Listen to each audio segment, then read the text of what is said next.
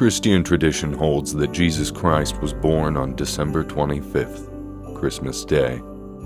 Modern scholars and historians, however, no longer believe that date to be entirely accurate for a number of reasons. Despite this, and regardless of what day Jesus was actually born on, many prominent and notable events have taken place on December 25th.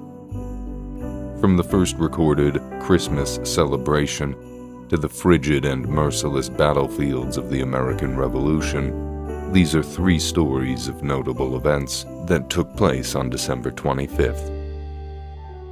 This is the Retelling.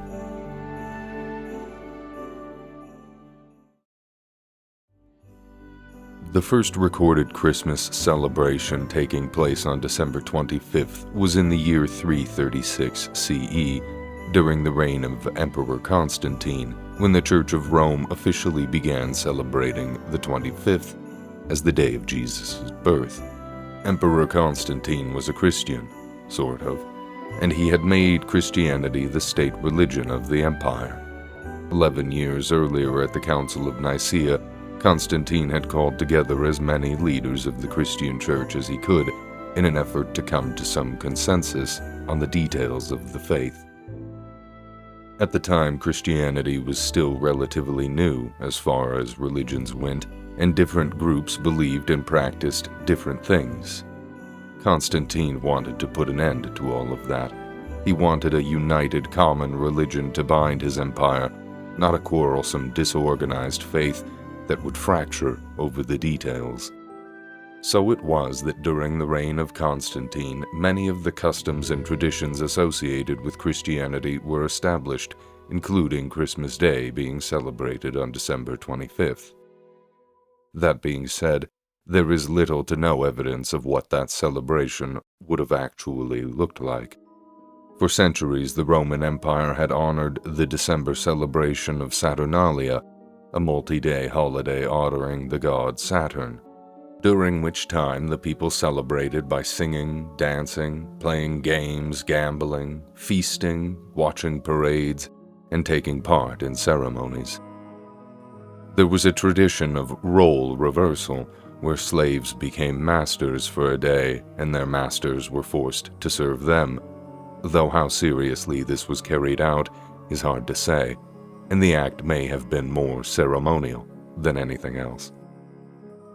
It was a time of noise and revelry, drunkenness and debauchery.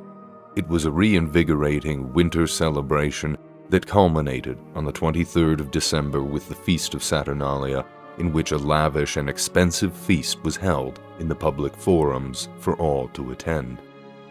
But not all the celebrations would have ended on the 23rd of December, for only 2 days later was the winter solstice, celebrated as the birthday of the Roman deity Sol Invictus, the invincible sun.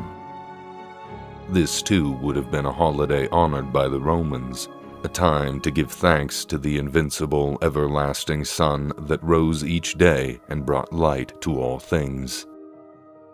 The dates of these pagan holidays are not coincidental. It has often been theorized that Emperor Constantine, in his desire to see a united religion across his empire, chose to celebrate Christmas on and around the significant dates of Saturnalia and the winter solstice holiday. By doing so, Constantine was integrating Christianity into the existing Roman religion and bringing the pagans and the Christians of his empire closer together. This may also have made Christianity more appealing to the prospective converts. With Jesus Christ officially sharing the same birthday as Sol Invictus, Christianity was a lot easier to accept and believe in. But what about that first Christmas? What was it actually like on that day in 336? While it's difficult to say with any certainty how the celebration played out, we do know that Constantine declared the day an immovable feast day, meaning that it was to be observed on the same day, year after year. There would have been a church service with solemn prayers said and hymns recited. Stories of Jesus' life and tales from the Bible might have been told and retold, and there may even have been a few baptisms.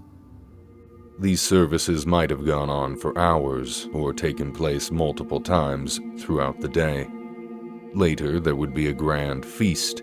Expensive food and delicious wine would have been brought out for the emperor, while in the background music may have been played, or perhaps more stories would have been told on the life of Jesus.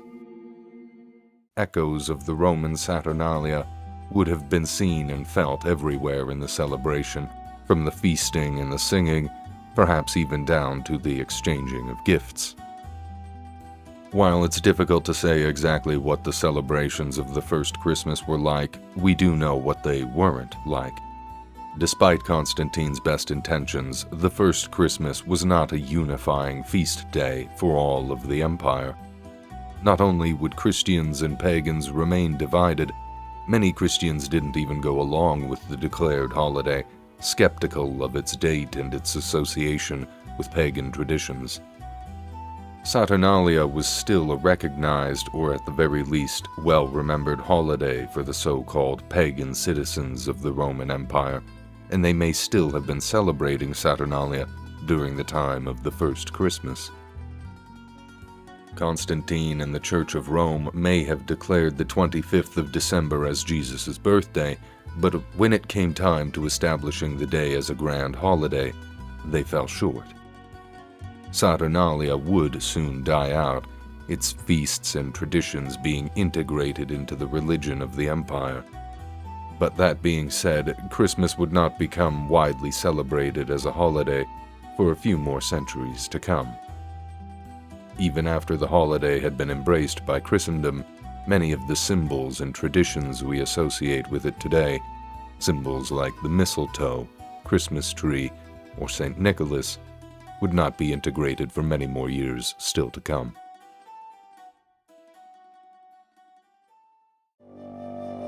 Coronations are among some of the more notable events that have taken place on December 25th. In the year 800, for example, Charlemagne was crowned Emperor of the Carolingian Empire by Pope Leo III. There is one Christmas Day coronation, however, that is slightly more memorable than the others. That is the coronation of William the Conqueror. William the Conqueror, or William I of England, seems to be one of those characters of history who has a dramatic story for nearly every account you hear of him, and the account of his coronation is no different. After having won a decisive victory at the Battle of Hastings in October of 1066, William campaigned across southern England in an open war that was meant to pacify any remaining resistance to his invasion, of which there was no small amount. By December, however, it was clear to all who the next King of England was going to be. Invader or not, William would be the man wearing the hat. His coronation was scheduled to take place in the beautiful, newly completed Westminster Abbey. For added holiness, the coronation would take place on Christmas Day. Unfortunately for William, not everyone in the invaded England was ready to welcome him as their new king. The Londoners, for example, were none too eager to have a bastard French duke as their new king. Though there was little they could do about it, there would have been tension in the air all the same. Regardless of how the locals felt, William would be king.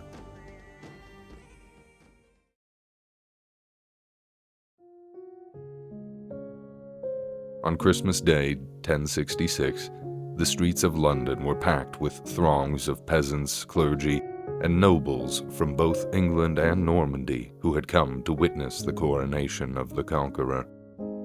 Guided by two of the most senior clergymen in all of England, William was led into Westminster Abbey. Inside the abbey were waiting some of the realm's most influential knights and lords, as well as clergymen, servants, soldiers, and more. Inside the church, William was led to a raised dais that provided all in attendance a clear view of the proceedings. It would have been a very solemn, very serious situation. As part of the ceremony, the officiating bishops asked the assembled lords, both Norman and Saxon, if they accepted William as their new king. This question was meant purely to be a ceremonial formality. This was a coronation, after all, not an election. Answering the questions, the Saxons bellowed their support. It may be that they were trying to outdo the Normans or outdo each other. Perhaps they were simply eager to ingratiate themselves with the Conqueror. In any case, the Saxons shouted their support, then they shouted louder. As the cries of their support echoed out from inside Westminster Abbey, some of William's Norman soldiers reacted with fear, thinking they had come under attack, or worse, William himself was in some kind of danger. The tension in the city before had been palpable, and now it had snapped. Fearing treachery on the part of the Saxons, many Normans charged into nearby shops and houses and set them ablaze, as if they were still at war with one another. All of this may have been an attempt by the Normans to distract the Saxons by forcing them out to fight the fires, or it may have simply been the result of panicked vandalism. In any case, houses were destroyed, loot was stolen, and lives of innocent Londoners were undoubtedly lost. Meanwhile, inside Westminster, no one really knew what was happening. While it was clear that some manner of disturbance was taking place outside, you can't simply stop a coronation. The smells of smoke and the sounds of screaming would have been too much for some to bear, however, and before long, some of those in attendance began to leave. Sources on this event differ, and it may be that only a few people stepped away, or that the majority of those in attendance fled the scene. The chronicler Orderic Vitalis writes, "Only the bishops and the clergy, along with the monks, stayed, terrified in front of the altar, and only just managed to complete the consecration rite over the king, who was trembling violently." In either case, William was then anointed with sacred oils before swearing the coronation oath, in which he promised to be a good king to his loyal subjects. William, now King William I, then promptly left London for the safer, quieter confines of Barking Abbey. With part of London burnt to the ground and the Normans being responsible for it, it seemed wise to be clear of the city. William was clearly rattled. The battle-tested conqueror had felt fear that day, and he had trembled violently. While William had ordered a fortress to be built in London to oppress the troublesome population there, the building that would eventually become the Tower of London would not be finished for many years yet to come. The coronation of William I was a disaster, and he knew it. Years later, he held a second coronation for himself, this time on Easter Day, and this time there were no sudden outbreaks of violence or arson.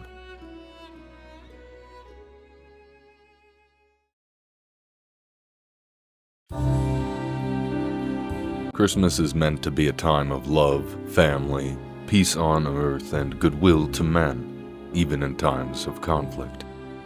Take, for example, the wonderful story of the Christmas truce of 1914, when British and German troops emerged from their trenches on Christmas Day to sing songs, exchange gifts, and even play a few games of soccer in no man's land.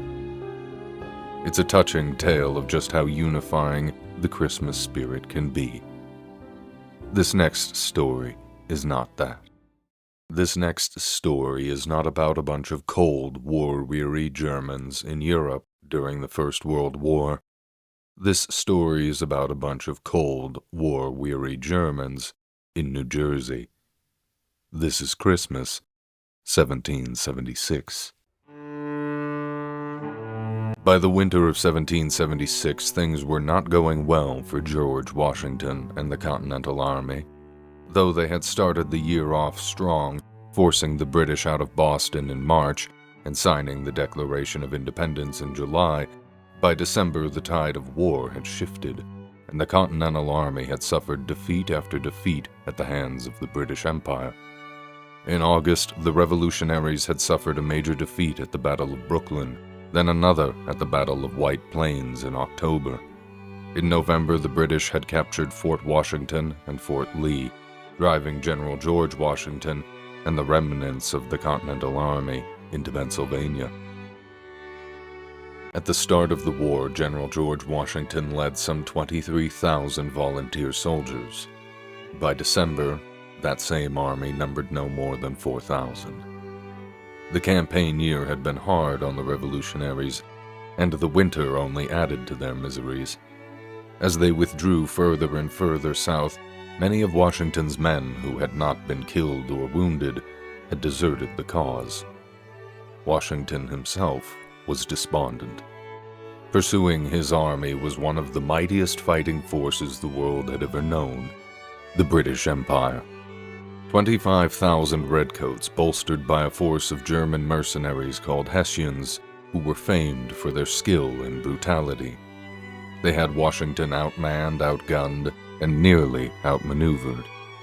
The Continental Army had been thrashed again and again, and their morale was low. To add to his miseries, Washington's army would soon disband in only a few short days. With the start of the new year, their contracts would be up, and they would be free to leave the army and go back to their homes. Defeated and demoralized as they were, it was unlikely any of the patriots would sign on again. With winter setting in, the British felt that total victory was near at hand. They had whipped the Continental Army, seized fort after fort, and now occupied 3 colonies. With the remnants of the Continental Army forced to winter in Pennsylvania, the British began planning for winter themselves by establishing garrisons in towns all along the front.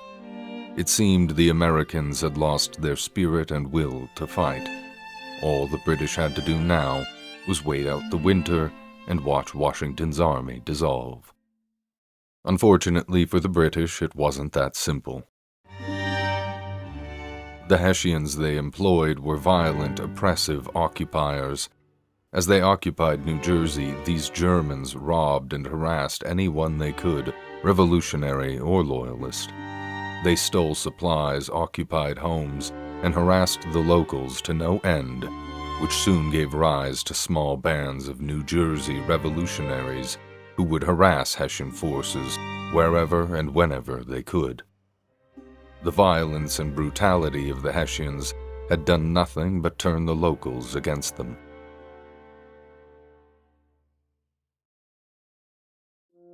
Meanwhile, marching south with the Continental Army and witnessing the hardships it endured, a writer and philosopher named Thomas Paine penned some of the most influential words in American history.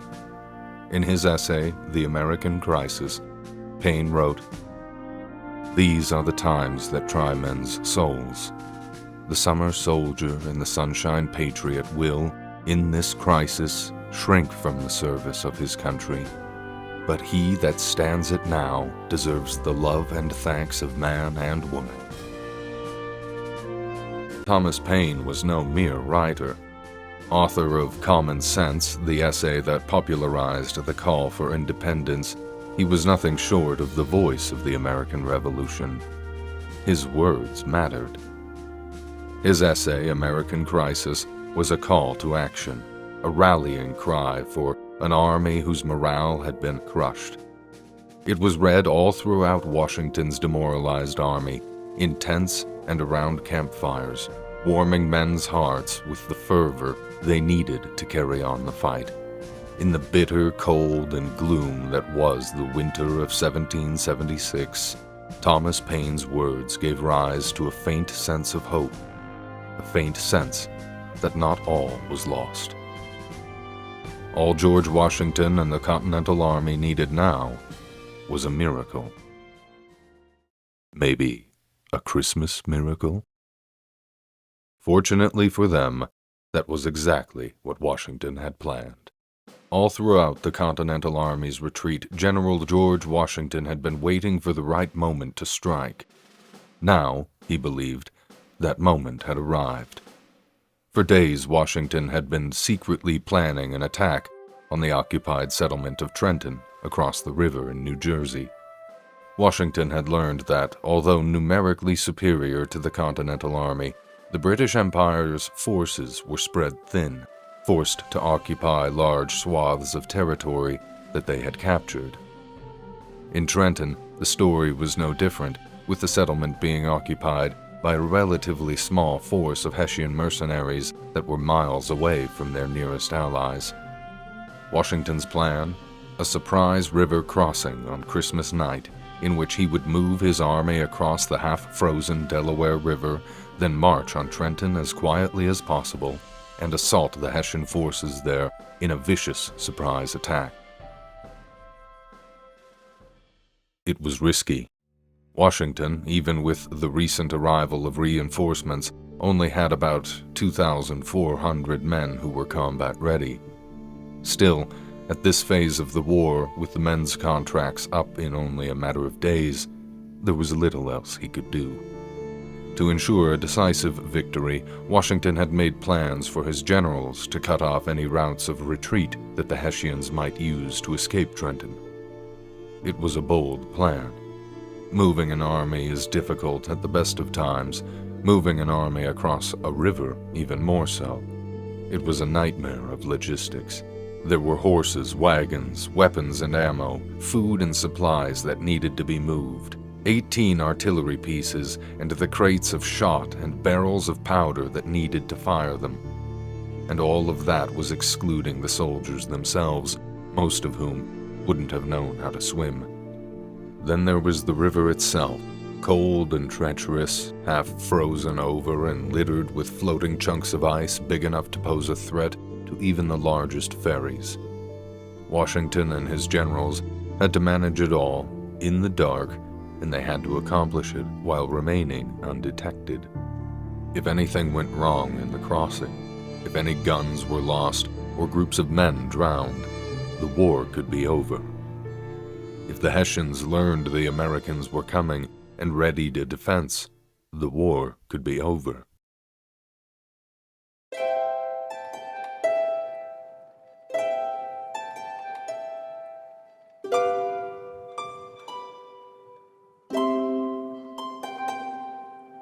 General George Washington and his army were slow to march that Christmas Day.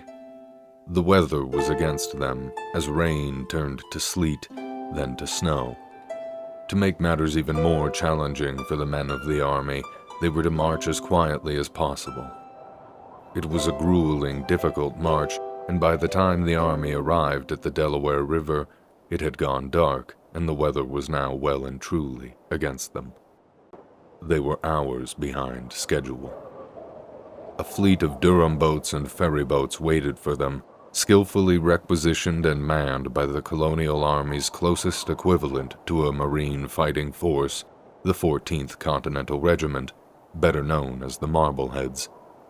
These were sailors and fishermen, oarsmen and shipbuilders, and they would have been the men transporting Washington's army across the Delaware.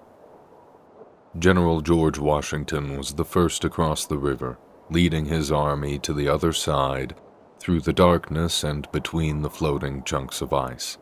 Landing on the opposite bank, he watched the rest of his army as they crossed. By 3 a.m., the Continental Army had crossed the river, and not long after that, they were on the march for Trenton. Through careful preparation and the skilled leadership of Washington and his generals, the Continental Army was able to march on Trenton completely undetected, where they surprised the Hessian forces garrisoned there.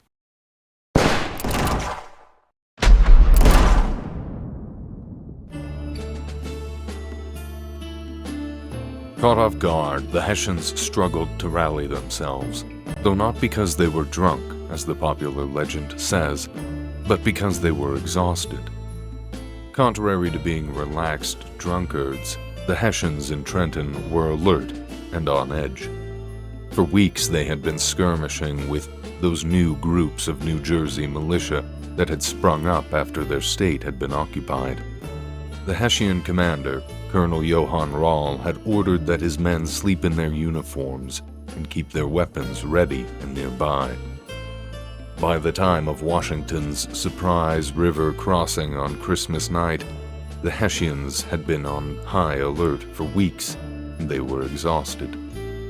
So even though they might not have been too drunk to effectively fight, they were almost certainly too exhausted to. Coming under attack from the Americans, the Hessians scrambled to form lines and put up some manner of defense, but they were cut to pieces by precision cannon and musket fire. What followed then was a very one-sided running fight through the settlement of Trenton, the Hessians struggling to form up and the Americans marching them back, firing musket and cannon all the while. Climbing into his saddle, the Hessian commander, Colonel Johann Rall, tried to rally his soldiers, but he was quickly struck down by a pair of musket balls that tore into his side. Exhausted, caught off guard, and now without their commander, the Hessian forces soon collapsed. Those Hessians that didn't flee soon surrendered. Mortally wounded, Colonel Rall would live long enough to surrender his sword to George Washington, and with that, the battle was won.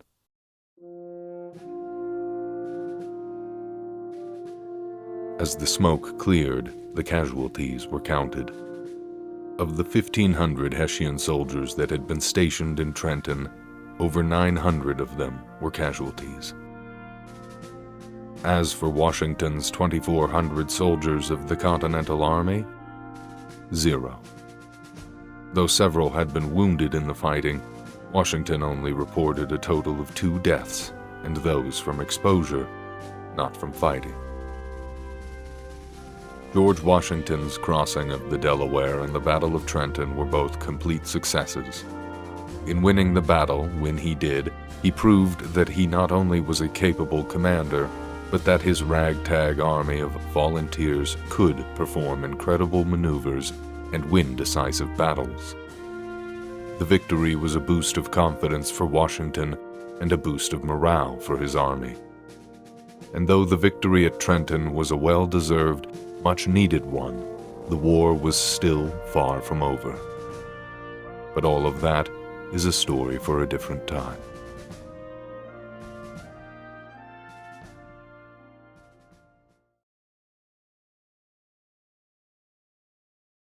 Hey everyone, thanks so much for watching the video on Christmases in history. I hope you enjoyed it. I hope you all have a very Merry Christmas and a Happy Holidays.